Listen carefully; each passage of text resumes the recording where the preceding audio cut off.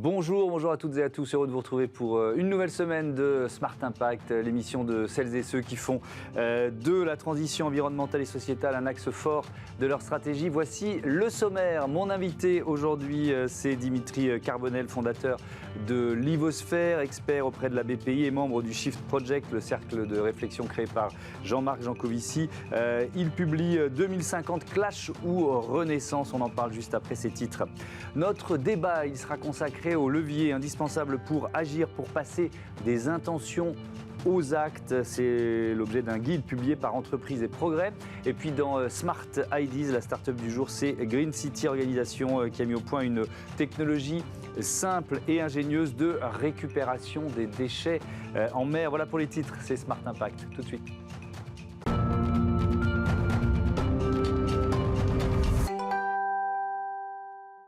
Bonjour Dimitri Carbonel. Bonjour. Heureux de vous accueillir. Vous êtes un habitué de cette émission et vous publiez donc ce livre 2050 Crash ou Renaissance. On va en parler longuement, mais d'abord un mot de Livosphère. Livosphère, c'est une agence de conseil en innovation durable et en nouvelles technologies. Quand et surtout pourquoi vous l'aviez créé ? Alors au début, j'étais vraiment parti plutôt sur les nouvelles technologies et depuis environ 2 ans et demi, j'ai vraiment basculé vers comment est-ce qu'on peut aider les entreprises à rentrer dans le domaine de l'économie circulaire et l'adaptation au changement climatique. On voit, il y a des hausses de prix, des pénuries, elles font face à ça. Eh bien, c'est notamment un des enjeux, moi, que j'adresse. L'innovation, c'est l'une des solutions pour réinventer notre économie. C'est pas la seule, mais c'est l'une des solutions. Est-ce qu'on peut dire ça ? Alors l'innovation, d'abord, c'est pas que l'innovation technologique. Bien sûr. Mais au départ, l'innovation, c'est que je dirais presque un sous-produit, dans le sens où d'abord, il faut être vraiment à l'écoute de ce qui se passe sur le terrain, les habitants, les entreprises. Ensuite, commencer à concevoir des solutions, les tester et après les mettre en place, d'aller jusqu'au bout. Donc l'innovation est une partie, mais après derrière, beaucoup d'innovation même à travailler ensemble et trouver des solutions ensemble. Ouais. Et elle ne doit pas nous faire oublier, je pense que vous serez d'accord avec ça, un mot-clé qui est le mot sobriété, qu'on n'entend pas forcément souvent, mais qui est juste majeur, quoi. Il faut qu'on intègre ça à nos comportements, à nos modèles économiques, à nos modèles d'entreprise. Oui, et c'est d'autant plus vrai que la sobriété est importante, c'est que aussi bien les entreprises qui sont sobres ont beaucoup plus de chances d'être pérennes et les personnes qui sont sobres, mais pas de manière, subie, mais par exemple ceux qui font du vélo plutôt qu'un véhicule, qui utilisent leur véhicule, ils n'ont pas besoin d'essence, Donc la sobriété, tant qu'évidemment c'est pertinent et adapté à leurs besoins, ça a beaucoup plus de sens. Il y a donc ce livre 2050 Crash ou Renaissance. Vous proposez des solutions pour fonder une société résiliente, la société boule de Guy. Vous nous expliquerez le concept, mais je voudrais d'abord qu'on fasse le constat de la fragilité de notre système économique. Qu'est-ce qui... Alors évidemment, on ne va rien inventer, les événements récents nous le prouvent, mais en quoi il est peut-être foncièrement fragile, ce système ? Eh bien, en fait, on se tire une balle dans le pied, grosso modo. C'est grosso modo, on se dit, on fait de la croissance. Comment on fait de la croissance ? On exploite de plus en plus des minerais ou d'autres choses. On utilise de plus en plus d'énergie, qui fait du réchauffement climatique, qui ensuite réduit aussi, la quantité de matière qu'on a. Et ce qui provoque mécaniquement, je dirais, entre guillemets, une sorte de décroissance. L'exemple typique, c'est pour les entreprises, encore une fois, les pénuries, les hausses de matière, les hausses de prix, notamment, provoquent aussi des grosses problématiques pour elles qui, dans un certain nombre de cas, ne peuvent plus être pérennes parce qu'elles ne peuvent plus vendre comme elles faisaient habituellement. Donc, on le voit par exemple avec les tensions sur le marché du blé, des céréales, les craintes, on parle de possibles, d'ailleurs ça a commencé dans certains pays, émeutes de la faim dans certains pays. Si on fait un petit focus là sur le modèle agroalimentaire, par exemple, ça veut dire qu'il faut tout simplement le réinventer, le repenser ? Oui, je pense. Alors, après on en reparlera, mais c'est vrai que je pense que ça se joue au niveau des territoires. Faut être franc, on va avoir des crises majeures, ça va être très compliqué. Il faut qu'on se prépare. Là, on enchaîne les crises depuis plusieurs années.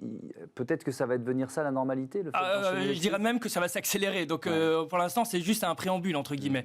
Donc, ça signifie qu'il faut commencer à acquérir de la résilience et commencer dès maintenant sur les territoires. Et notamment, c'est par exemple créer et investir dans par exemple des circuits courts ou d'autres éléments et de le financer au niveau du territoire, pour avoir un minimum de résilience, pour qu'on ne soit pas uniquement dépendant du blé ou de l'énergie d'ailleurs. Ouais. Alors justement, cette société boule de Guy, ça veut dire quoi? Alors, une boule de Guy, vous voyez bien la boule de Guy, en fait, chaque baie représente un territoire. Et les relations entre les différents baies, c'est la relation de coopération, d'entraide. Après, il y a la branche, ou les branches, et les arbres qui représentent les régions. Et l'objectif, c'est en fait de changer, entre guillemets, de centre, ou le centre des priorités. C'est-à-dire que l'État, par exemple, les régions fournissent de l'énergie, des ressources, du pouvoir, des compétences à ces boules de Guy, parce que, en fait, le cœur, c'est changer, donc, effectivement, d'un État où c'est tout est centralisé vers, effectivement, les territoires. Et je peux même vous donner quelques exemples, si vous le souhaitez. Allez-y. Allons-y, Franco. Il y a un plan vélo qui a été récemment fait par les Yvelines. Et c'est très intéressant de voir parce qu'en fait, il y a un grand trou à l'intérieur. C'est dans le cœur des Yvelines, il y a un grand trou à l'intérieur. Le problème, c'est qu'il y a plein de communes rurales qui sont là et les habitants, pour aller à la gare, ils utilisent leur véhicule. Si il va y avoir des augmentations du prix du carburant qui vont être importantes, comment elles font ces personnes-là? Eh bien, si on a une société boule de Guy, eh bien, on va investir dans des pistes cyclables, par exemple, qui vont permettre d'avoir des alternatives écologiques à la voiture ou dans les bus, etc. Donc vraiment, l'objectif, c'est de mettre sur le territoire des moyens qu'on n'a pas aujourd'hui. Mais donc, pour bien comprendre, je reprends cet exemple-là. Qui investit? L'État, la région, par exemple, parce que les communes ou les territoires en ont pas les moyens, oui, c'est ça? Oui, tout à fait. En fait, il doit y avoir d'abord une réorientation en fait, d'un certain nombre de crédits. Il y a les crédits qui sont à certains endroits, il faut les réorienter vraiment sur les territoires. Et d'autre part, on voit qu'il y a souvent des millefeuilles ou des démarches qui sont extrêmement compliquées, peut-être pour avoir une piste cyclable. Il y a quelques exemples où il faut demander à plein d'entités différentes pour avoir une piste cyclable, ça prend un temps phénoménal. Il faut créer ce qu'on appelle aussi la subsidiarité, c'est-à-dire que l'échelon le plus bas dans le territoire puisse avoir un pouvoir de décision, alors bien sûr sous la supervision des régions et de l'État. Et donc c'est vraiment ça l'objectif. Oui, alors ça veut dire, parce que ce que vous décrivez effectivement, c'est une décentralisation, mais qui s'affine, vous voyez, qui va jusqu'aux villes, jusqu'au territoire. Mais sauf que nous, on est quand même dans un modèle, vous l'avez dit, très centralisé, avec beaucoup de verticalité aussi, même dans l'exercice du pouvoir, d'une certaine façon. Donc est-ce que ça va être plus compliqué pour nous, Français, que pour d'autres sociétés? Je pense par exemple au modèle espagnol ou au modèle allemand. Alors je pense que oui, mais ça signifie que les personnes qui sont à la tête, effectivement, d'un pays doivent, je dirais presque dans leur nature profonde, accepter de décentraliser, c'est-à-dire dire, tiens, on va faire quelque chose ensemble. En revanche, s'ils ont l'habitude d'avoir une vision verticale, ça ne marchera pas. Ouais. Pour nous, citoyens, ça veut dire quoi cette idée de société boule de Guy? Est-ce que c'est aussi l'idée d'être plus fort à plusieurs? C'est quoi notre rôle dans cette résilience? Alors, il y a plusieurs choses. C'est déjà... il faut vraiment commencer à créer des solidarités territoriales. Je veux dire, on va quand même face à un certain nombre de catastrophes naturelles. C'est plus simple de collaborer avec votre voisin si vous avez l'habitude de faire des choses avec lui que si vous n'en avez jamais fait. Et la solidarité, ça peut se faire au niveau du territoire, dans le sens où, c'est un exemple, c'est dans une mairie à Los Angeles où ils avaient mis des arbres fruitiers. On est dans quelle région là? Alors, si je me souviens bien, c'est dans l'Est, dans le Grand Est.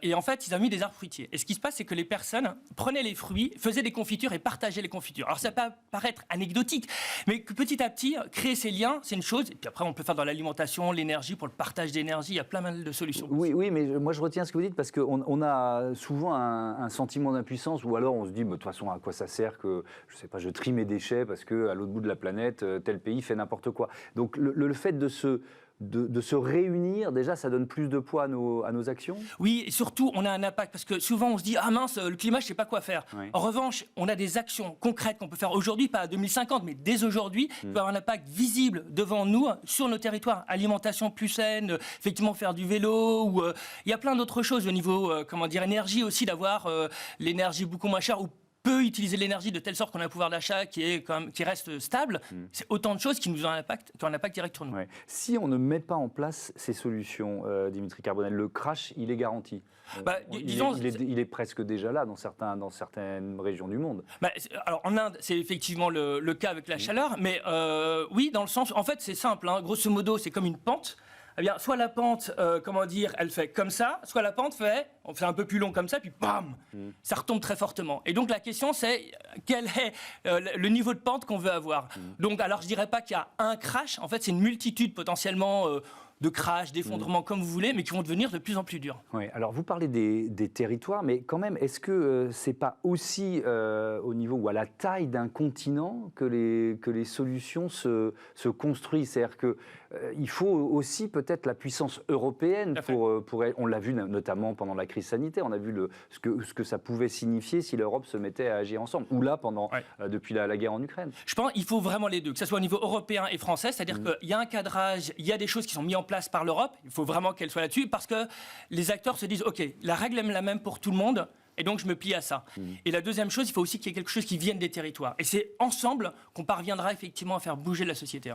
La société Boule de Guy, merci beaucoup Dimitri Carbonel d'être venu nous présenter cette idée qu'on retrouve donc dans votre livre 2050, Crash ou Renaissance. Voilà, c'est l'heure du débat de ce Smart Impact. On va passer justement des intentions aux actes.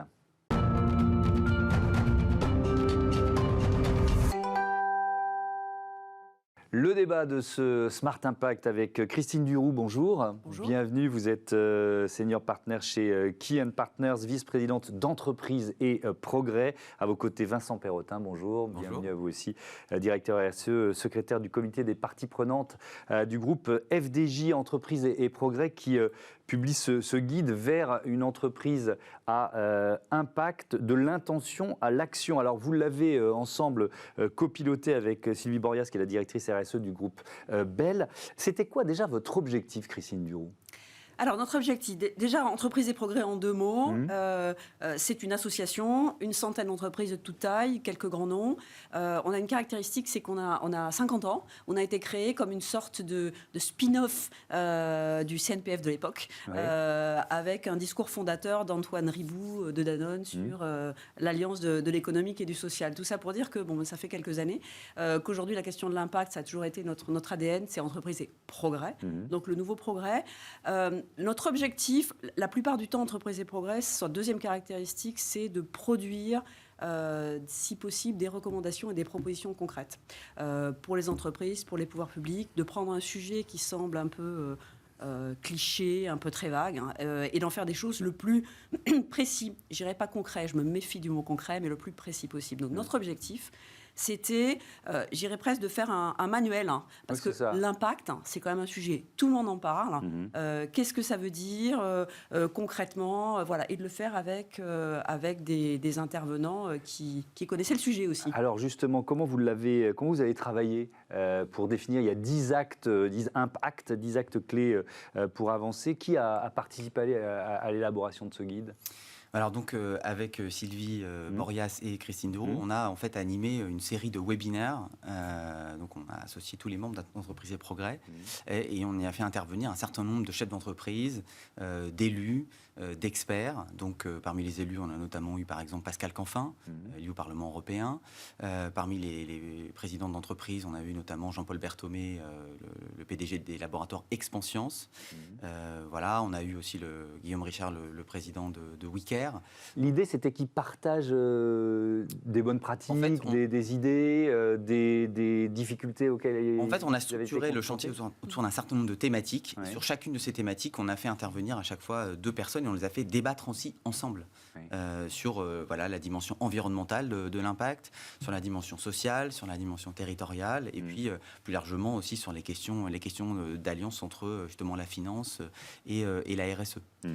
Et pour compléter d'ailleurs ce que dit Vincent, ça me fait penser, parce que ça a pris quand même beaucoup de temps, beaucoup de travail, définir les dimensions de l'impact. Oui, parce que c'est un mot fourre-tout aujourd'hui. Absolument. Donc le travail qui a consisté à définir les différentes dimensions et donc de trouver à chaque fois un expert et une entreprise qui puissent contribuer sur le sujet, ça a été un travail en fait préalable qui nous a permis d'atterrir. Voilà. Vincent Perrotin, dans votre démarche, il y a cette notion d'entreprise impact native. Alors on voit bien ce que ça veut dire. Vous pouvez peut-être nous la détailler et ensuite dire comment vous l'avez utilisée dans le cadre de ce guide ? Oui, tout à fait. Alors en fait, on sait, lorsqu'on a essayé de définir qu'est-ce que devrait être une entreprise à impact, simplement, on a constaté que les entreprises n'étaient pas toujours dans les mêmes contextes. On a des entreprises qui existent depuis longtemps et qui sont confrontées à la question de l'impact, du renforcement des enjeux RSE de manière, ce qui est un sujet nouveau ou en tout cas qui se renforce. Et puis on a des entreprises qui, elles, se créent aujourd'hui ou il y a très peu de temps autour finalement de ces enjeux d'impact. C'est celle-là qu'on appelle les impacts natives. Oui. Et ce qu'on a essayé justement de montrer, c'est pas d'opposer ces deux mondes, bien au contraire, c'est de montrer comment de plus en plus ils interagissent l'un avec l'autre. Et on a notamment fait intervenir des entreprises qui agissaient concrètement aujourd'hui, qui travaillaient de plus en plus avec des entreprises impact natives, voire qui les intégraient au sein de leur groupe. C'est le cas notamment de la Banque Postale, justement pour en faire des agents de transformation interne au service de l'impact positif des entreprises. Alors on ne va pas pouvoir détailler les 10 actes impact que vous proposez, que vous conseillez aux chefs d'entreprise. Vous dites par exemple, Christine Duroux, de ne pas attendre les réglementations. Pourquoi ? Oui, absolument. Alors ça, c'était tiré d'un des premiers ateliers qu'on a fait avec Pascal Canfin et qu'on ne présente plus, et Gilles Vermeau-Desroches de Schneider Electric. Donc là, typiquement, la question, ça a été... Alors, on a eu beaucoup de chance parce que l'atelier s'est déroulé... l'après-midi, sachant que le soir, était votée une part de la taxonomie européenne. Donc autant dire qu'on était quand même en pleine actu. Et l'idée de ça, de ne pas attendre, c'est de se dire, de toute façon, ça arrive. De toute façon, il y a les normes.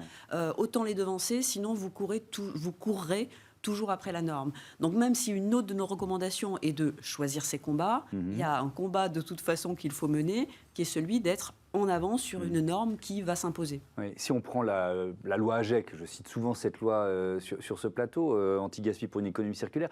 Pourquoi ? Parce qu'elle a aussi servi d'aiguillon ou permis même à des filières de se créer ou d'être en train de se créer, notamment avec la loi sur les invendus. Vous voyez ce que je veux dire ? Absolument. Donc les entreprises qui avaient anticipé, elles sont forcément mieux placées que celles qui attendent la loi. C'est ce que vous nous dites, quoi. Absolument, et ça peut être tout à fait un avantage compétitif. Et justement, tout le point, c'est de se dire il faut passer d'un monde où on combat les externalités négatives, qui reste encore une question, au fait de chercher justement d'avoir un impact positif. Et l'impact, c'est ça. C'est quel impact positif. Voilà, ce n'est pas un non-impact négatif, c'est vers un impact positif.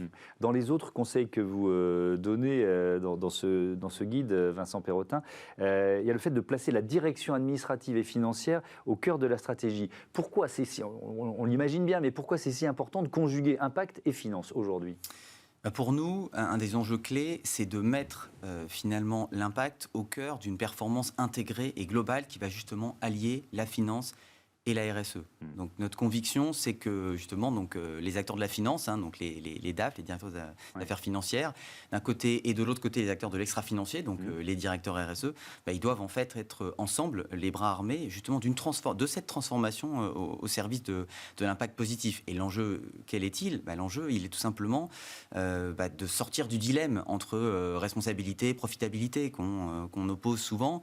Pour nous, c'est pas l'un contre l'autre, c'est pas l'un ou l'autre. En fait, les deux sont liés, et la question de la performance aujourd'hui elle est globale, et donc nécessairement il n'y a pas de performance ou de profitabilité s'il n'y a pas de responsabilité. C'est d'ailleurs exactement le modèle que nous on essaye de mettre en œuvre au sein de la FDJ, et donc pour nous c'est vraiment un élément assez central de la réflexion autour de l'impact, justement pour que ça devienne extrêmement transformant dans l'ensemble de l'entreprise. Et ça a plein de traductions concrètes, qui est comment concrètement dans les entreprises aujourd'hui, les directions RSE et les directions d'affaires financières copilote en quelque sorte ces démarches d'impact. C'est très important pour les acteurs de la finance, puisque les directeurs d'affaires financières, c'est eux qui sont confrontés aux investisseurs, et c'est eux qui aujourd'hui de plus en plus ont des questions des investisseurs sur ces questions d'impact. Donc ils ont besoin évidemment d'en être aussi les copilotes, et puis d'inscrire tout ça dans une démarche de performance globale dont ils sont les garants. Mais alors justement, si on prend l'exemple du groupe FDJ, ça signifie quoi concrètement ? Qu'est-ce qui a changé ? Qu'est-ce qui a peut-être un peu pivoté ? Je ne sais pas.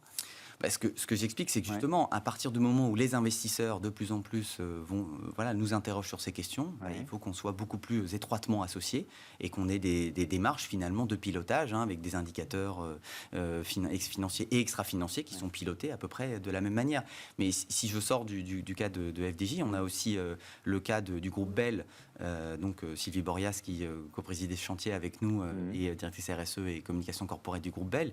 Et en fait, il y a un exemple très intéressant chez Bell où justement le directeur des affaires financières, en fait, il copilote en réalité et même il a intégré aujourd'hui l'activité, on va dire extra-financière et la RSE. Il la pilote lui-même dans une démarche de performance justement globale et il considère, c'est Frédéric Médard qui le DAF de Bell qui nous l'a expliqué, que justement aujourd'hui de toute façon les entreprises étaient contraintes de le faire puisque pour avoir accès demain à des financements, il fallait associer, lorsqu'on lève de la dette il faut des critères ESG parce que demain de toute façon les investisseurs l'exigeront. Donc c'est là aussi un enjeu d'anticipation et qui met encore plus étroitement effectivement en lien les DAF et les directeurs RSE. Ouais, mais là aussi Christine Duroux, toujours sur ce thème, et il faut que tout le monde ait les mêmes règles sur l'extra-financier et comment on l'intègre au bilan des entreprises, parce que donc ça suppose quoi? Ça suppose une réflexion collective sur les règles comptables.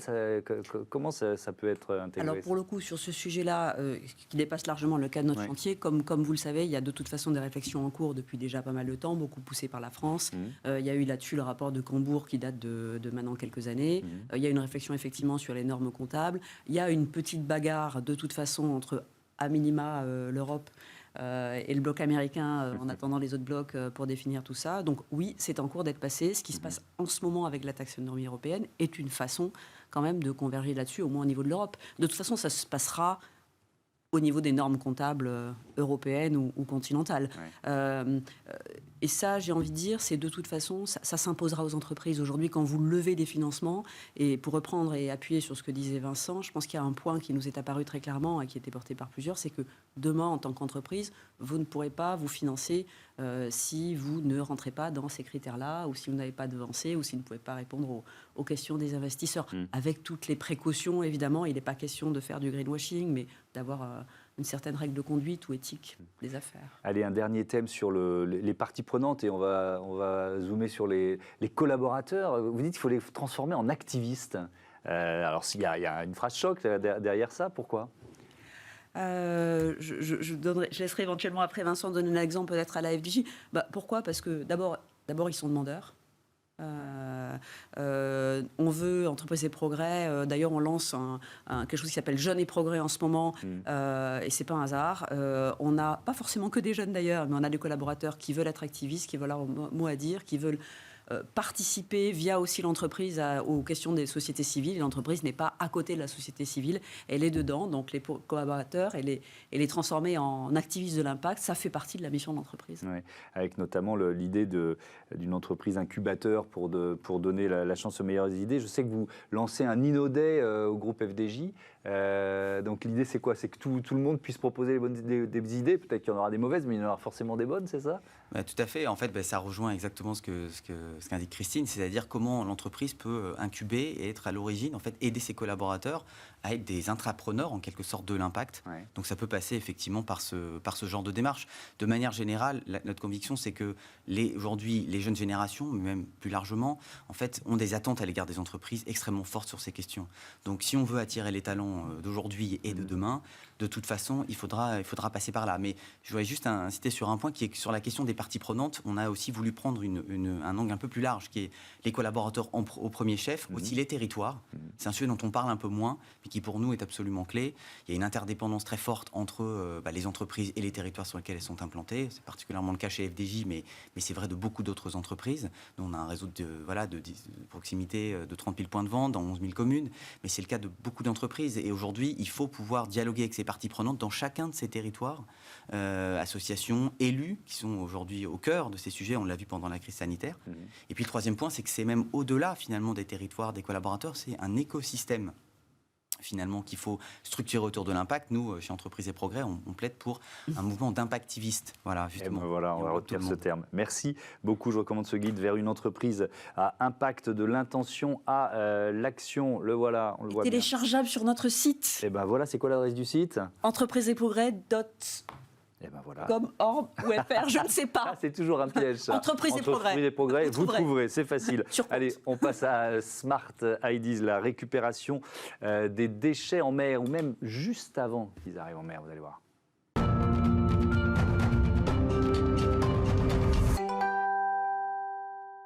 Bonjour Isabelle Gérante, bienvenue. Vous êtes la présidente fondatrice de Green City Organization. Vous avez mis au point donc une technologie de récupération des déchets avant qu'ils ne s'éparpillent en mer, c'est ça? Comment ça marche? Expliquez-moi. Eh bien, en fait, la solution, elle est relativement simple à comprendre. Il s'agit de récupérer les déchets là où ils se concentrent à la sortie des réseaux d'eau pluviale, avant qu'ils ne s'éparpillent en mer, parce que les récupérer une fois qu'ils sont éparpillés en mer, eh ben, c'est souvent trop tard, c'est peu efficace, très coûteux, etc. Donc ça marche avec quoi? Un filet?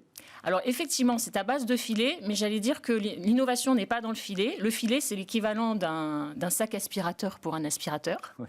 Et donc c'est juste un contenant. Et l'innovation réside dans une pièce qui est intermédiaire entre le filet et l'exutoire. Et cette pièce qui est métallique, elle est brevetée et dispose d'un système qui permet automatiquement de libérer le flux d'eau lorsque le filet est plein. Parce qu'en fait, le problème de ce type de solution, qui est très simple, c'est que le filet, lorsqu'il est plein, il se comporte comme un bouchon. Et donc, ça peut créer des inondations en amont. Nous, on garantit à notre client, justement, grâce à ce système breveté, de ne jamais remettre en charge le réseau. Oui. Et puis surtout, on y a ajouté une brique numérique. Oui. Et donc, la solution, elle est monitorée en temps réel, ce qui veut dire que dès que le filet est plein, on reçoit une alerte sur notre smartphone pour intervenir, vider le filet, le remettre à sa place.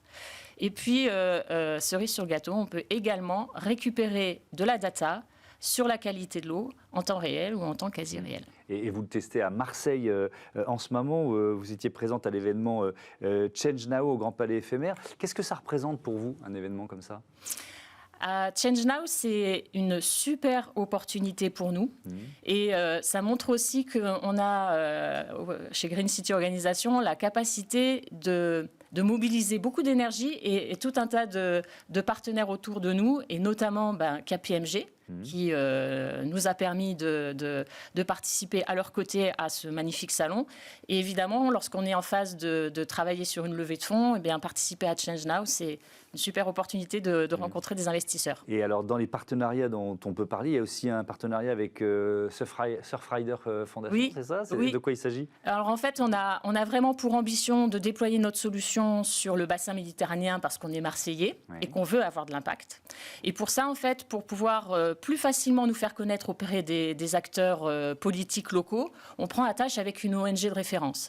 Et donc, le 2 juin prochain à Agadir, on va, avec Surfrider Foundation Maroc, à la fois sensibiliser les collectivités locales à la problématique des rejets en mer et présenter notre solution, puisqu'on est apporteur de solutions pour les villes.